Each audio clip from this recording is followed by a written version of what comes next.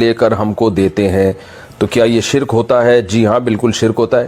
Direct اللہ سے مانگیں آپ۔ یہی وجہ ہے کہ نبی صلی اللہ علیہ وسلم کی حیات طیبہ میں جو بھی صحابی آپ کے پاس آتے تھے وہ آپ سے کبھی دعا نہیں مانگتے تھے،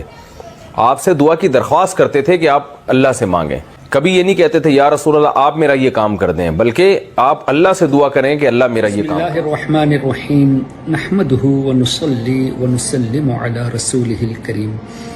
معزز سامعین، ہمیشہ اس بات کو ذہن نشین کر لینی چاہیے کہ قرآن اور حدیث کے خلاف یا صحابہ کرام رضوان اللہ علیہم اجمعین کے خلاف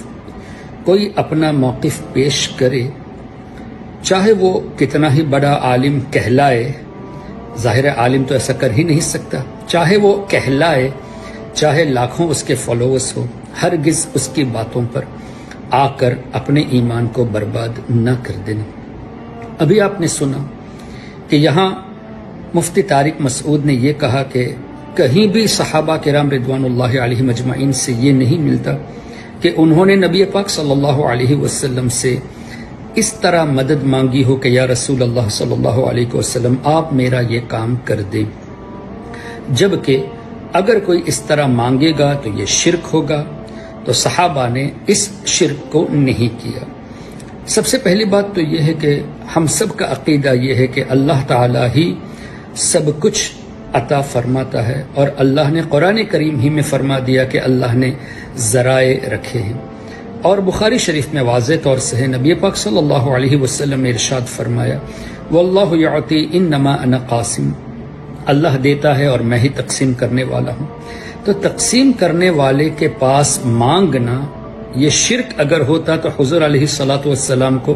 اللہ تعالیٰ نے تقسیم کرنے والا بنایا ہی کیوں؟ اور یہ بخاری شریف میں حدیث ہے۔ اور مزید حضور علیہ الصلوۃ والسلام نے فرمایا کہ مجھے زمین کے خزانوں کی چابیاں دی گئی، او کما قال، تو چابیاں جس کے پاس ہے یعنی وہ مالک ہے، اور مالک کے پاس جس کے پاس خزانہ ہے ان سے مانگا جا سکتا ہے۔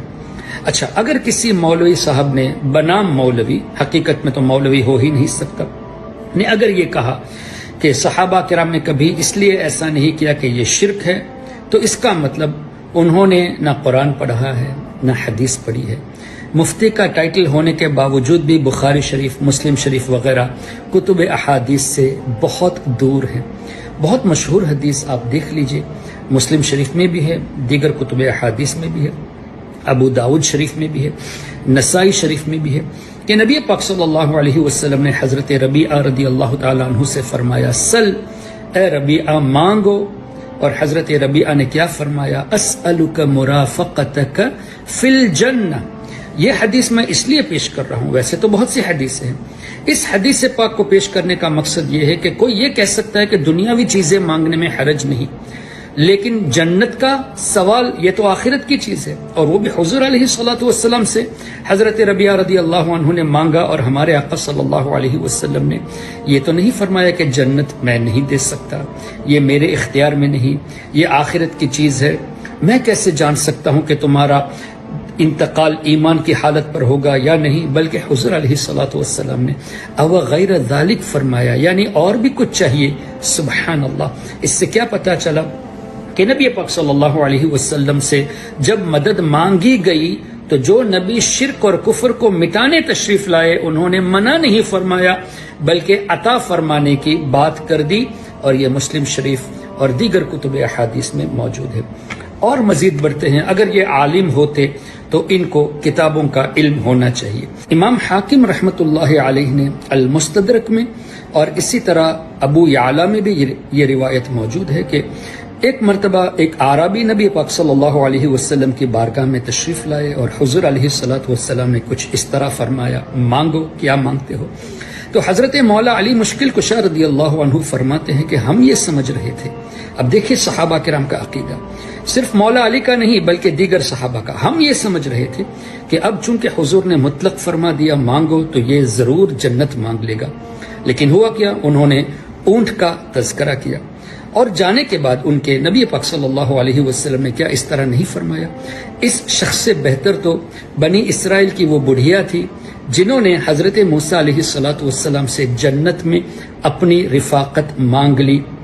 اللہ اکبر. تو یہ آخرت والی چیز مانگنا یہ حدیثوں سے ثابت ہے، اور مولوی صاحب یہ کہتے ہیں کہ صحابہ نے کبھی ایسا نہیں کیا، اس لیے کہ یہ شرک ہے. اگر یہ شرک ہے تو صحابہ کرام معاذ اللہ مشرک ہوئے مفتی طارق کے کہنے پر، اور نبی پاک صلی اللہ علیہ وسلم نے قبول کر لیا، تو شرک مٹانے والے نبی نے کیا شرک کیا؟ معاذ اللہ. اور اس کے بعد محدثون نے، امام مسلم نے، امام نسائی نے، امام ابو داود نے، امام حاکم نے، دیگر بزرگوں نے ان روایتوں کو نقل کر کے شرک کی بات کو نقل کیا. تو یہ ہے آج کل ان مولویوں کی، ان کے طور طریقے کتابوں سے دوری ہے، اور لوگوں کے درمیان ایسی ایموشنل باتیں کر کے لوگوں کے ایمان کو لوٹنے کی کوشش کرتے ہیں. اس لیے ہمیشہ کسی کی تقریر یا سوال و جواب کا سیشن ہو، کسی کی بھی سننے سے پہلے ان کا بیک گراؤنڈ ضرور دیکھے کہ کہیں وہ دیوبندیوں سے، وہابیوں سے، قادیانیوں سے، شیعوں سے تعلق تو نہیں رکھتے. اپنے ایمان کو بچائیے. اللہ تعالی ہم سب کے ایمان و عقیدے کی حفاظت فرمائے.